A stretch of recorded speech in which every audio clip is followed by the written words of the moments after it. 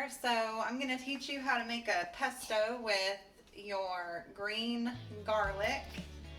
Green garlic is wonderful. It comes up earlier in the season, so we're able to eat fresh veggies from the garden, and that's a big deal for us. We actually saw this recipe on the Nature Patch YouTube page, and so we're going to include her video at the end of this video so you can go check out her recipe and see how she does it.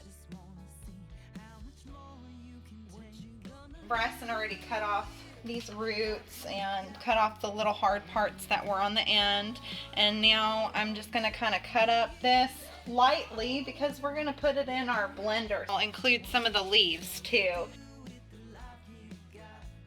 What you don't use, you can actually put it in a bag and freeze it.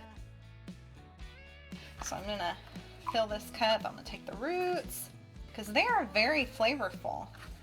I'm actually going to do a heaping because it just looks really good. Make sure we get all these little parts here. Dump it in there. Add this cup of olive oil.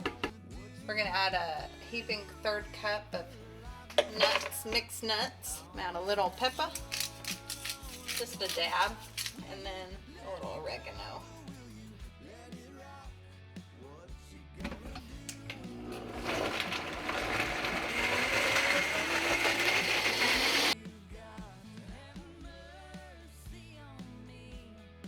Those nuts we put in there, they were lightly salted, so that'll add some salt.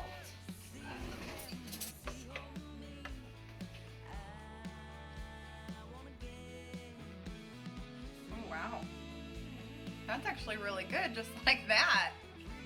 I would probably add a little extra salt to it personally.